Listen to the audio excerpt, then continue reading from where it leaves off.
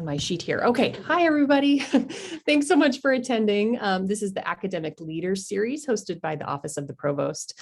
My name is Jess Young. I'm a faculty fellow in the Provost's office, and I'm excited to welcome you here today, as well as welcome our guests. We have, as you can see on your screen, Becky Bahe, Director of Career and Advising Center, Jeff Boyer, Director of Assessment and Accreditation, and Phil Hunt, our University Registrar. Becky, Jeff, and Phil will be speaking to us about student success and achievement. And with that, I'll go ahead and pass over the mic to them. All right, thank you, Jess, and thank you everyone for attending. I know that on a particularly nice afternoon that you could be other places, so we appreciate you spending a little bit of time with us as we talk about student success and achievement. One of the things that I'll draw your attention to is how the three of us actually came together and started working together. All three of us report directly to the provost. All three of us are relatively new in our positions. I have the longest tenure in a position with just a little over 2 years. But the most important aspect that I think really has drawn us together and created this affinity for this shared work is that we're all really committed to improvement. We all want to improve at the university, and in particular, we want to improve student success and achievement. And so we've been talking with various groups on campus about this, and we were certainly pleased to get to come and talk with folks that are participating in this Academic Leaders Series.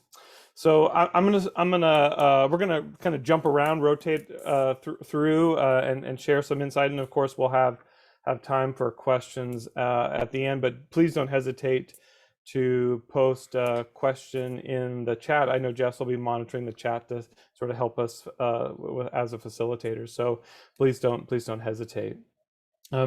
Just to get us started, I wanna make sure that we draw attention to our strategic plan. And what I've posted on the screen here is one of the goals from our strategic plan. It's the goal on student success and achievement, which is what we wanted to focus on for this particular session. And specifically, there's a sub goal of this goal that is quite relevant here. It's this idea of improving students' academic success. And in our year one implementation plan, one of the action items that's suggested is that we should be using student outcome data to inform changes. And that's really what we want to talk with you about, are some ways that we can use data to inform changes, which we hope will lead to improvements. And so let me turn it over to Becky to share a little bit more. Yeah, so with the three of us, as we're talking about these things, what we know is that the achievements of students' academic life and their career goals are influenced by some certain things, and we can help influence that trajectory when we do good work in this area. And so those things are influenced by advising, how the curriculum is laid out, what happens in the classroom, and then also their co-curricular experiences. And we're not going to talk at all about the co-curricular today, and that's not to say it's not important. As someone who moved over from residence life, it pains me that we don't talk about it in this session, but we don't have enough time for that. So, but we're going to talk about those first three things and how that impacts the student success. And so the things that we have come to do is that, you know, and Jeff talks, if you've heard him talk before, he talks about that we need to truly interrogate our curriculum. Does this make the most sense for student learning? And is this a good progression for students to be able, is it achievable too? We need to coordinate our advising activities. The students don't see the institution in the different colleges as in the way that we operate. And so how do we ensure that regardless of where a student is, their experience is coordinated across the campus? And then ultimately we need to optimize the course schedule so that the opportunities for students to take courses when it makes sense and to get everything in, we need to optimize that. And that means working beyond a small set of time frames, and also looking at what the schedule looks like and coordinating it together so that a student on a given day, they don't miss out on being able to take a class because it conflicts with one class that goes over by 15 minutes or something along those lines. And Phil will talk a little bit more about that. And so with that, turn it over to Phil to talk through this framework here. All right. Good afternoon, everyone. Thanks, Jeff and Becky, for teeing me up for this slide. So the last slide articulated a broad overview of tasks that academic departments and academic support units can do to begin to successfully manage what we call the academic enterprise at NDSU. And why do we need to do this again? Because as Jeff said, NDSU has set goals around student success and achievement. The reality is that, like other universities, we are experiencing enrollment challenges. And as we all know, we have limited resources. There are things that we can't control, like legislative prioritization of higher education at both either the state or the federal level, or the changing student demographics in higher education that are influencing our recruitment and some of the factors in enrollment. But there are things that we can control, such as improving student retention and time to graduation. Hence, the graphic and illustration that's in front of you right now, called the Academic Enterprise Framework. As you see, the highest point up there is student success. And then there's kind of a second layer, and that is what I'm going to refer to as our funnel or the student continuum, where we see that we are enrolling students into the university, then into courses, retaining them year to year as they make progress towards their degrees, which is represented by graduation. And then we look at what they do post-graduation. That's that second line under student success. Now, there are a number of variables, right, that were laid out on in that first slide, and then there are more that come out of that. So we're going to dig into that a little bit. Some I'm just going to give a brief overview of, and then some we'll dive into in greater depth. So, you know, you look at student success, right underneath that line is retention, and then underneath retention is influenced by these other factors: advising, curriculum, and as Becky said, we're not going to dive into co-curriculum. But looking at advising and curriculum, and then under curriculum, you see there are a bunch of other factors, right, that influence and impact one another. Course outcomes, right? Jeff's just big on assessment, right? We all should be looking at course outcomes. Are students learning what we intend for them to learn? And how are we measuring that? Well, one of the ways we measure that is what? Through grades. And so some of the things we can look at are DFW rates and pay attention to course repeats. Degree velocity, what is that? I know that might be a new term for some folks, but degree velocity measures what we call productive credit hour completion, and that rate of completion for a student. It's calculated by taking the number of productive credits, those credits that were earned and passed, and count towards the student's degree in any given year, divided by what the credit hour goal is. So some departments on your degree plan say, hey, you know, in order to meet a 4-year graduation rate, you actually have to complete 30 credits in a year. Well, if a student's only taking or only has 24 productive credits, there's no way that they're going to make that mark. And so when we talk about degree velocity, that's what we're talking about. Course sequencing, right? That's huge here on our campus. And that is, how are we teeing up courses from a course sequence standpoint, talking about prereqs and whatnot, but then also course offerings. You know, are you offering a course semester after semester, or is it fall only? Is it spring only? That's important for us to know and take a look at and to assess. The other factor, degree complexity, which I'm not going to talk about, but Jeff will give you a lot. We'll dive into that quite a bit. And then scheduling, which I'll dive into later in the presentation. But my point is through this is to show you that by consistently tracking these variables, right, and creating metrics around them, NDSU can make data-informed decisions as it assesses student success, and then we can make the necessary adjustments when students need our support. And it can also inform enhancements in the area of academic advising and any other areas. Thanks. Go ahead, Jeff.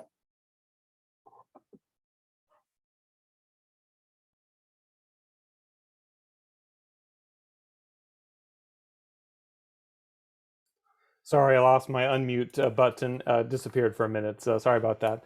So we're gonna dive into some of these key areas, and so what I want to spend a little time talking with you about is interrogating curricula. Too often, I think curricula are treated as if they've been delivered from on high, that they've been presented to the university on stone tablets, and that's not the case, right? Those all curricula are made, which means that they can be unmade, they can be revised, they can be tweaked. And last summer there was an article that came out in the Chronicle of Higher Education. The article is here on the screen. Is your degree program too complicated? And if you haven't had a chance to read that article, I'd really encourage you to find it. It's still available on the Chronicle website. But what the article really focused on was a particular tool that could be used to analyze curricula. And that's where I get this notion of interrogating curricula. I had already been familiar with the tool. There's a team of us here at NDSU who are working within a cluster of universities that are associated with the Association of Public and Land Grant Universities. And through our APLU participation, we were exposed to this tool called curricular analytics. And curricular analytics was a tool that was developed by university folks to look more carefully at curricula. There has been this sort of idea that maybe things aren't really working the way they could be working. How could we interrogate it? And this tool was developed to actually analyze curricula, because these curricula are so important for student success. They represent that pathway of learning that students take within a degree program. Now, normally when we think about curriculum, we often see it. Well, actually, before we get into the details, this really is a really important takeaway that I want to make sure that everybody understands. The research that's been done around interrogating curricula, using curricular analytics as a tool to analyze curricula, has revealed something that's a little unsettling. And that's that increased curricular complexity is associated with decreased completion rates and increased completion times, especially for historically marginalized groups. Now this is really important, because when we think about student success and achievement, completion rates and completion times are important. We want the majority of students to succeed. We want them to earn that degree. And also we want them to earn that degree in a reasonable time. So if there's something that's decreasing completion rates, but increasing completion times, we should investigate that. We should try to understand why that's happening. And one of the factors that's associated with those negative consequences for student success is increased curricular complexity. So let's look more carefully at this. But I also want to stress, you notice that phrase at the end, especially for historically marginalized groups. Another one of our goals is around diversity, inclusion, and respect. And if we're going to be serious as an institution if academic departments and support services are going to be serious about supporting DAR, this is an area where we can definitely improve. So let's look a little more carefully at how curricular complexity works. So usually when we think about curricula, this is what we see, and this comes directly from the university catalog.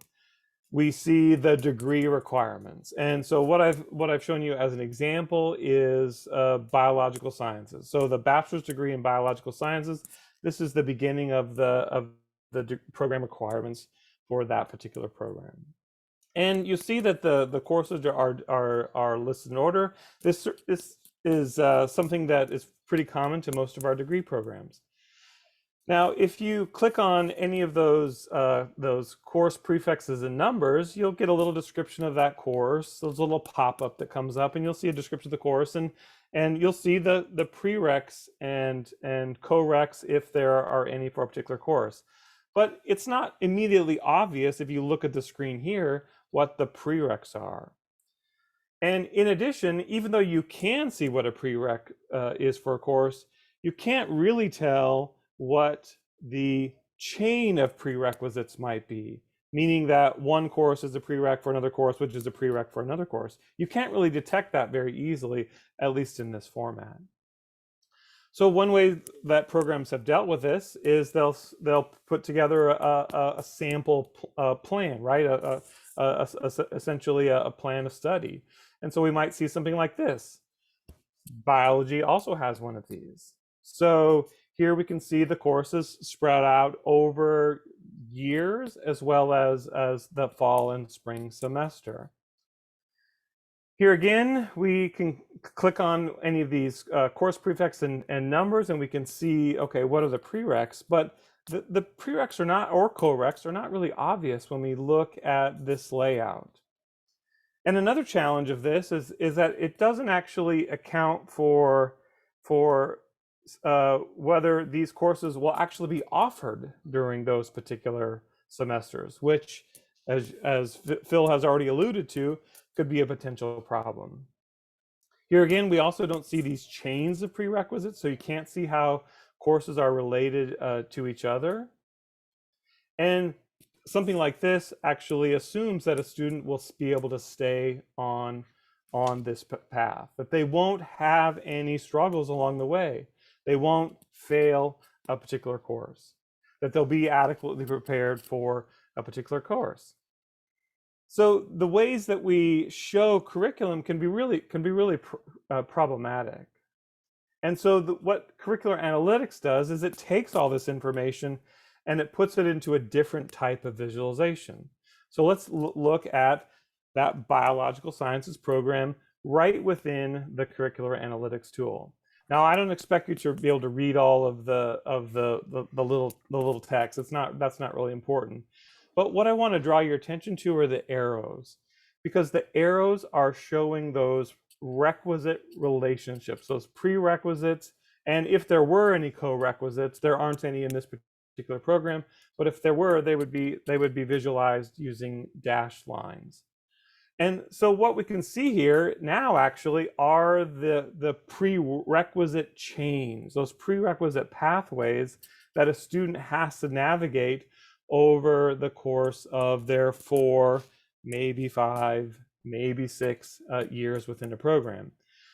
Now, I actually will commend biological sciences. I'm using them as an example because they, several years ago, really began removing some prereqs. And this kind of tool actually allows you to see what are these relationships, but then interrogate, are these really the relationships that should be part of this program? Is a particular course actually a prerequisite? Do you need the knowledge in this course in that follow-up course? It doesn't look like, I mean, you certainly see some spaghetti type lines in here, but actually this is not a very complex curriculum. If you look in the lower right corner of the screen, you'll see that there is a complexity score that's calculated. That curricular complexity is essentially just the sum of all the individual course complexities. You'll notice that each course has a circle within it, its little box, bounding box, and the number inside there is the individual course complexity. That course complexity gets calculated based on the prerequisite relationships and whether a course is part of a long chain of prerequisites. So if I can draw your attention to the left side of the screen, you'll see this course right here, Biology 150, has a course complexity of 10. It is a prerequisite for a bunch of courses. You see these arrows connecting to a bunch of other courses, as opposed to like a course over here, such as a free elective, which only has a course complexity of 1 because there's no prerequisite for that course, and it's not part of a prerequisite chain. As an example of a prerequisite chain, you can see our Gen Ed communication series of courses. So we have in the lower left here, we have English 110, which is a prerequisite for English 120, which is a prerequisite for an upper division writing course, in this case, English 324. So that's an example of a prerequisite chain, which is why English 110 has a higher course complexity than at the other end, English 324, because English 110 is serving as a block. It is blocking students' access to later courses. So some of you might be wondering, like, is this a high number? Is this a low number? What is this? Well, I'll tell you that it's a relatively low number, and I'll help you situate that number in a bit. But the number itself isn't as important, as I'll elaborate on a little bit. But let me show you a program that has a much higher curricular complexity. So this is environmental engineering, a bachelor's degree program here at NDSU. Notice that the curricular complexity is 400. It's significantly higher than what we looked at for biological sciences. And there are a lot more prerequisite chains that exist. If you look in the lower left, you'll see Math 165, that's Calculus 1. There are these chains of courses. So there's this prerequisite pathway. So Calc 1 leads to Calc 2, which leads to Mechanical Engineering 222, which leads to Fluid Mechanics, which leads to, and you can see that there are these really long chains. Now, that's going to mean that this curriculum has a much higher complexity, which makes sense because there are courses over here that are serving as barriers. Where this becomes a barrier for student success is because if students don't do well, they can quickly get off cycle and get very delayed in this particular degree program. So this is an example of where curricular complexity can have a negative impact on student success and achievement. So let's help you situate what these complexity scores might mean. And so this is actually work that came out from a different cluster of universities that's working with APLU. NDSU is part of a cluster of Western land-grant universities. So that would include Montana State, University of Wyoming, Colorado State. But I was able to attend a session where the Big Ten cluster was doing some work with curricular analytics. And what they did is they looked at common programs. So that's what you see across this top row of the table, is they looked at common programs: biology, psychology, finance, computer science, economics, mechanical engineering. And then what they did is they entered each of their own curricula into the curricular analytics tool to get a complexity score. Now, in some cases, they had a couple different options for a particular program. That's why you may see multiple complexity scores for a particular university. But you see that in the 5 universities that shared data with respect to this, we actually see quite a bit of variability across the complexity scores. And that's a really important reminder. One is that there isn't one way to put together a particular curriculum. There are many ways. However, what we see from this is that there are definitely ways to make the curriculum more complex. And so the question that needs to be raised, and why we should interrogate our curricula, is why is it that way? What is the value for students by having an overly complex curriculum? We know, and I'll stress this main point again, we know that with the increased curricular complexity is associated with decreased completion rates, but increased completion times. So we should use this information to really interrogate our curricula.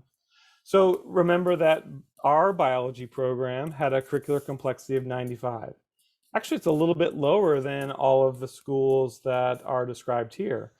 I can tell you that a few years ago, before the biology program was examining their curriculum, their curricular complexity was higher. It, in fact, was about the average that's listed here.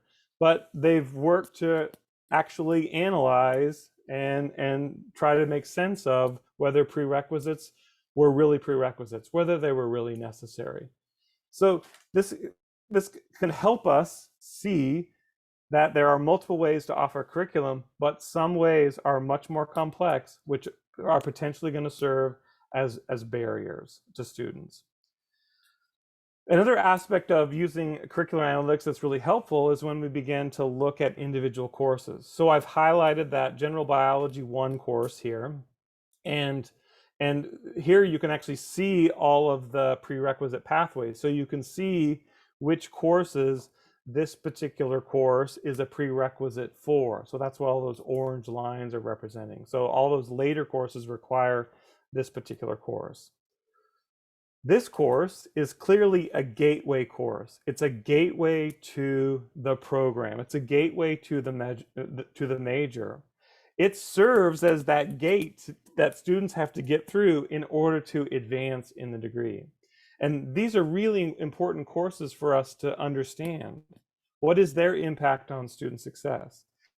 And Phil has already mentioned this. If we know that Biology 150 is a gateway course, it's also commonly taken by first-year students, it's also commonly a high enrollment course, those are really three critical factors that we need to make sure that we're really paying careful attention to this course. And one of the ways that we can pay attention to is through the DFW rates. So I do want to stress, as Director of Assessment, that grades do not equal learning. I want to make sure I'm very clear about that. They are not equivalent to each other. But grades are a high-level proxy for student performance within a course. And student performance is how students navigate through a program. So in this case, it can be a useful metric for us. But what you see on the screen here are DFW rates, so the percentage of Ds, Fs, and withdrawals that were earned in a particular academic year and what I've done here is for different populations, because this is what I think is really important about interrogating our curricula and interrogating our courses is to see, is there differential performance? And what I want you to see here is when we look at Biology 150, and there are multiple sections, this is not focusing in on a specific section. There are multiple sections offered over the academic year, but we see that there is a differential performance for different populations of students. Our first generation students typically don't perform as well as students who have had parents who attended some college. Our Pell eligible students typically don't perform as well as our non-Pell eligible students. And when we look at intersectionality, so if you're first gen and Pell eligible, you see that the percentage of students that earn a D, F, or W is higher, and in some cases considerably higher if we look back in time than those students who are not Pell eligible and not first generation. So that curricular analytics tool helps us zero in and focus on really critical courses, these gateway courses and then we can begin to use that curricular analytics data in conjunction with this student performance data to begin to see where are areas that we can spend more time and ensure that we're going to have enough support to ensure that we can increase student success. Related to this, I want to do just one last plug, and then I'm going to turn it over to Phil. But I want to mention this tool. Some of you may have heard of this. We've been using this tool called Burning Glass for the last couple of years. Some of you may have come across it. It's heard me talk about it, or even have requested one of these Burning Glass reports at some time. But I wanted to let you know that Burning Glass merged with another labor market analytics company called MZ. And just a couple of weeks ago, we got access to MZ. And I've actually started using MZ just really recently. And at some point, we'll do a session for campus just focused on MZ and what we can glean from MZ. But essentially, it's a labor market tool. But what I wanted to share with you, because it relates to this idea of curriculum, is in the MZ reports, there are job posting information, but there's also worker profile information that is included in our MZ reports. And when I enter a particular program, a particular academic program, and that's what I did to actually get this information, I entered an academic program of biology. And what is included in the report is this analysis of skills. So what skills were identified in job postings, and what skills were showing up in worker profiles that are working in these particular occupations associated with this particular degree program. And the reason I wanted to show you this is some useful information for thinking about the curriculum. Do we address these kinds of skills in our curriculum? And there are two types of skills that are shared. There's common skills, like what you see on the screen here: communication, leadership, planning. And it's not that the program has to develop all these skills. Certainly, some of these skills can be developed within that general education portion of a program. But more importantly, are what are described as the top hard skills. Now, I don't think that's a useful term. I don't like that term, hard and soft skills, because these are just really important disciplinary skills that I think we want to emphasize. However, you can see that there's information presented here, and I think this is really useful for programs as they think about, do we really address these kinds of skills? Are we giving our students an opportunity to develop these skills? And I would draw your attention back to that strategic plan goal. The language is around giving students a high quality education. Well, ensuring that students are getting the skills that they're going to need to be successful in the next phase after they graduate, that seems like that would be a high quality education to me. So there's a lot of information that we now have available that we didn't have available to us a couple of years ago, that we can really use to make improvements in our curricula.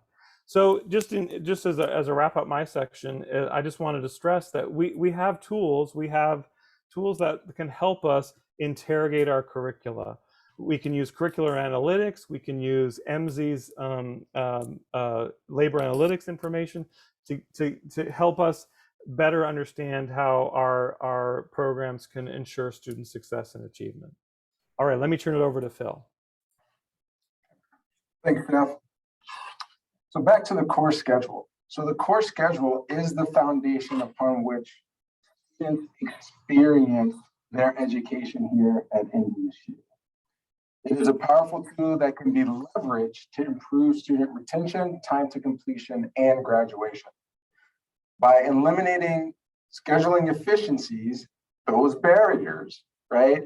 NDSU, we can save money, we can improve retention, reduce time to graduation, and increase degree completion.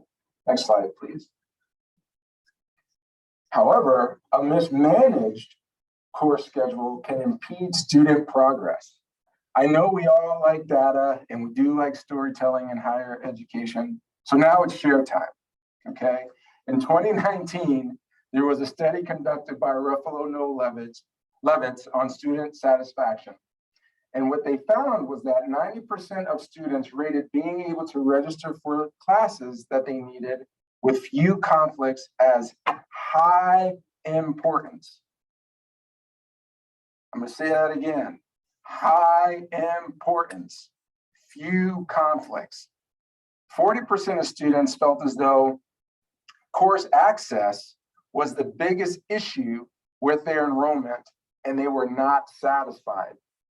Whoa, wait. So when we talk about looking at retention, you know what, I'm gonna back up. Sorry. Jeff, Becky, and Provost Fitzgerald are used to this. I'm about to go do what I say. I'm going to keep it real with you for a second. So bear with me, okay?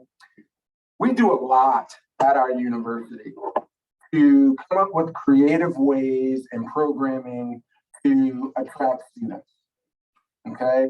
We come up with these creative and innovative articulation agreements, right? Our admissions team and faculty, they're out there pounding the pavement, building relationships with families, trying to bring students in the door. What is the point of any of that if, as we try to progress them through the funnel, we either create barriers and/or traps and holes for students to fall through? What is the point of any of that? And so the schedule and our curriculum are two big pieces of our enterprise that we have got to manage, and that's highlighted by the stats in that study. Next slide, please. So this slide, as you see, is entitled Best Practices. So you ask, okay, what can we do? We can analyze and understand student course demand. And by that, I mean we need to use data to inform and predict course enrollment and our students' needs for courses during specific terms to ensure what? Timely completion and progression. Like most institutions, NDSU, we just roll over our course section schedule from term to term versus doing a deep dive and true analysis to see which courses students still may need to progress to the next course. As Jeff said, looking at the curricular analytics, you can have a gateway course, a prereq, that if the student doesn't make it, how can they progress, right? How do we know, okay, that we have X amount of students, and I'd be curious to know what departments are doing this.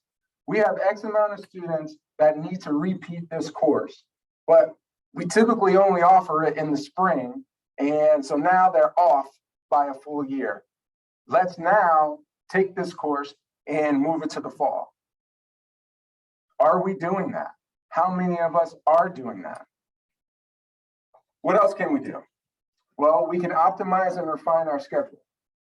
And by that, I mean, we must create a process, which I believe we are doing, and revise our course schedule to meet students' needs while being, as those who are schedulers hear me say this all the time, and I know some of you are probably tired of hearing it, responsible stewards of our institutional resources. That's not just classroom space, but that's also our faculty's time, right? And our fiscal resources as well. And so, for example, you know, we currently have the Ad Astra course monitoring tool that we rolled out last spring. And this is where academic units can actively monitor seat enrollment and wait lists in their courses, their course sections during open registration, and be able to make the appropriate adjustments. And then with our new course scheduling software coming, Course Leaf Class, be on the lookout, it's coming, email's coming soon. Academic departments will be able to reference other department course schedules to minimize conflicts and make adjustments when there are additional conflicts or bottlenecks. And by that, I mean, for example, let's say that a department has what we will call a soft prereq, meaning a student can still enroll in that course and the subsequent course that comes right after that, right? What if, right, you are offering that soft prereq at the same time you're offering that other mandatory course? What if there's a schedule conflict there? How many of us are analyzing our schedules in that manner? And number three, we can adhere to any minimum section size requirements. We had a work group that just laid out a policy not too long ago. But we need to adhere to that when we think about offering courses and when we actively monitor our seat enrollment to ensure that we're adequately prioritizing our resources. Next slide, please. So continuing with our share time, here's a little story to share from Stephen F. Austin University, which is down in Texas. See if you can draw any similarities here. So this university faced, as you see on the slide, a $2.7 million shortfall. They were very reluctant to spend any money or utilize any additional resources. However, they analyzed their schedule, particularly looking at course demand. And what they realized is they were not meeting student demand. And in fact, there was what they call pent up demand. So they saw an opportunity here. And so what they decided to do is they hired 15 new faculty to teach 58 additional sections. What did that come out to? That enabled just over 1,700 more students to enroll at a price tag of $1.5 million. And oh, by the way, it reduced their budget shortfall. Sound like something maybe that NDSU should be doing? I think so. I like to see my budget come back. So there are things, going back to what I said, there are things that we can control. Yes, is it gonna take time, energy, and effort? Yes, it is. But I think with focused effort and prioritization, we can control our own destiny in some regards. Why not take that opportunity?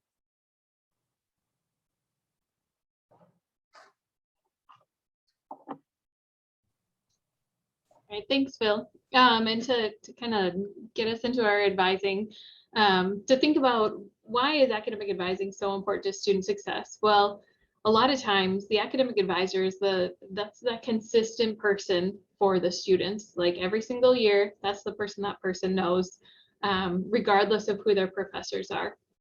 And really, the idea of advising is that that person is there to help guide a student through their academic, career, and well-being. So all parts of their academic time at NDSU. So just want to give some reference here though. So at NDSU, our advising model is pretty scattered, quite honestly. And as you can see, these are the different colleges where we have different academic programs. And within each college, it's pretty varied as far as who does the advising. And so as you can see here, so AP stands for an advising professional, or sometimes we call it a professional advisor. So they are in each college, but at varying levels. And also what else might also be on their plate beyond professional advising is definitely something to consider. So why is this important though, is that our students may come to us with a certain degree path, sometimes without, which is totally fine too, but it's not uncommon for them to be changing their direction and changing their major. And it is not feasible for the students to say, oh, this is how I know who my academic advisor is in this college, and that's going to be the same over here, or even within a college. when the departments change, there's just no consistency. And so it can be incredibly difficult for the student to understand.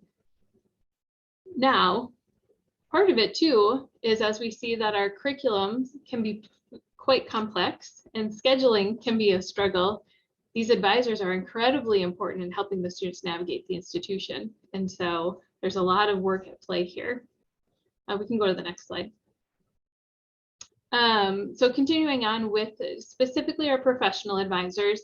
So this breaks it down just a little bit more, and you can see in each college it's just a little bit different. So while we have professional advisors in every college, that doesn't mean that every student is going to be in a department that has a professional advisor. And so it very much is based on each department does things a little bit differently. And as we know, that first year is really critical for students. This is the time that they need to establish their base and understanding of the institution. As you can see here, 2 out of 3 of our first and second year students do have a professional advisor. But interestingly enough, actually, we'll go to this next slide. What happens to those that don't? So if we think about our first year class this fall, and these numbers are kind of rounded, we had about 2,500 first year students. So 2/3 of them, about 1,700 students, were advised by 18 professional advisors.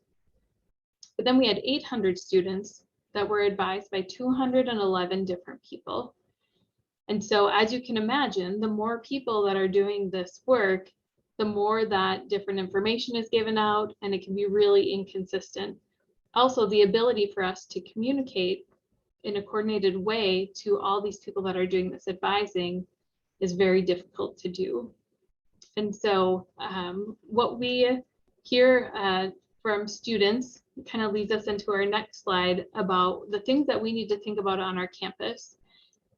Right now, we're not going to be changing our structure in this very moment, but most important is, what does it mean when we have that advising title on someone, or when they have some level of work, whether it's 1 student or whether it's 500 students. And that is really the range of how many students one person on our campus could be advising.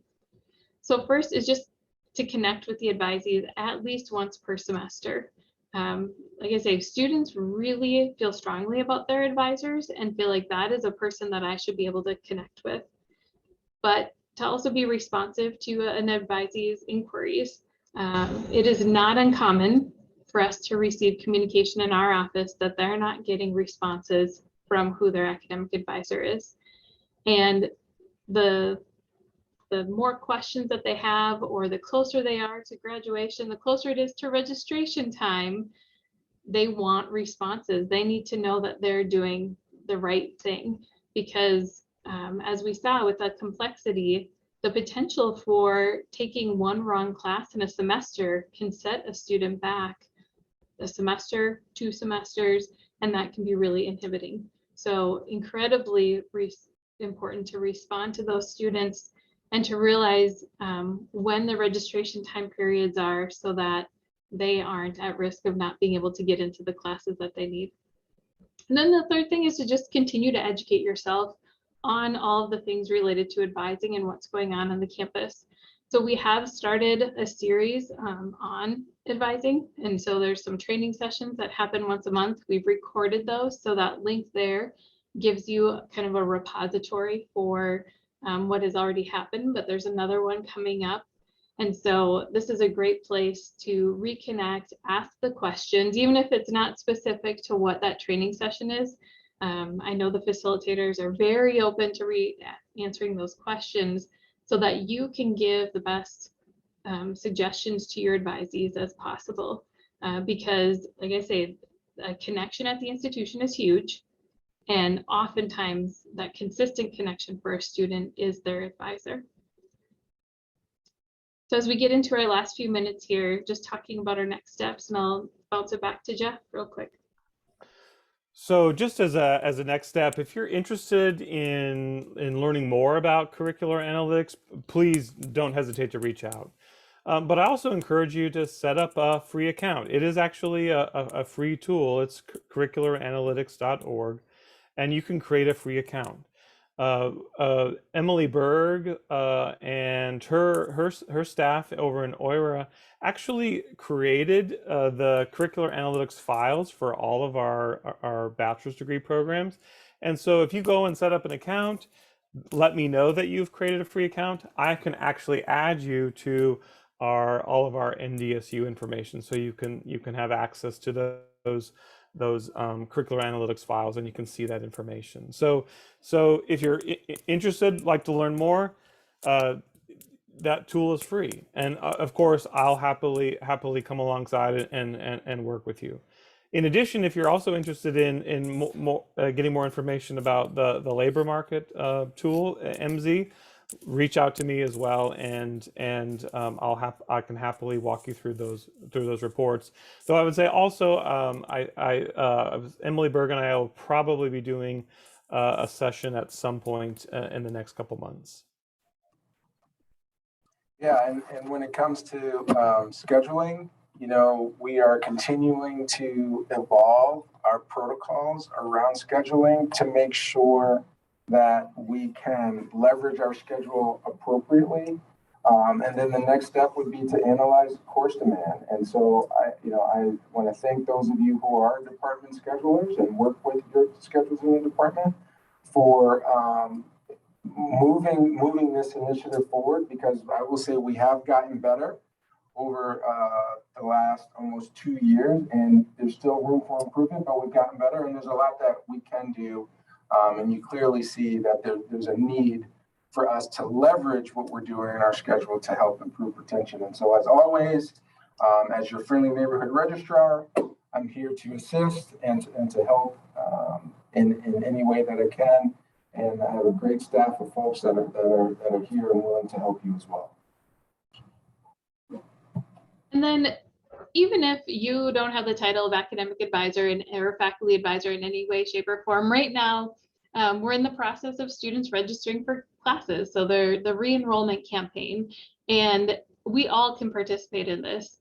Anytime that you're interacting with a student, ask them what the next semester looks like. You know, when do they get to register for classes? The first set of students was able to register today, and that will go on through the middle of April. We'll have batches of students every single day. It is not a guarantee that our students are going to register for classes next fall. And so it is up to all of us to have those conversations to help them think about, yes, this is what I'm planning to do, and here's where I need support, and we can get them to the right place to make that happen. So I think with that, we have a few minutes left. So if anyone has any questions, we'd be happy to answer any of those. Yeah, thanks you all. And feel free to unmute for questions, or you're welcome to put stuff in the chat as well. Becky, while we wait to see if anybody has a question, I'm wondering if that link to advising resources could be put in the chat.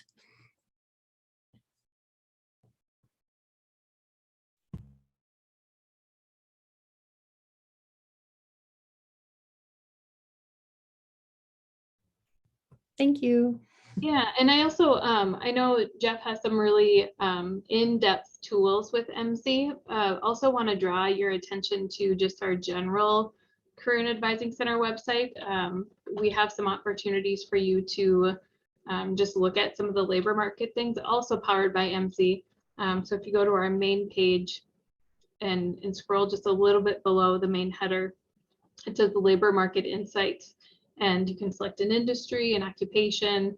You can narrow it down even to county, and then kind of gives you some, it'll walk you through what are the trends, the skills that he was talking about, the top employers, what education levels, annual earnings, all those things are also there. So not as in-depth as far as the evaluation compared to NDSU, but if you're curious, would encourage anyone to use that.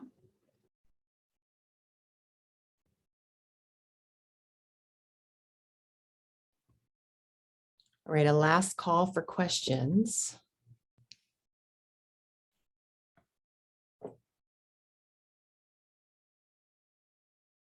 Sounds like you explained everything perfectly. That must be it. I have to say, I've watched you guys give this talk a couple of times, and I always appreciate the passion you bring to it, even over Zoom. It's quite lovely. And I just thank you for your time today.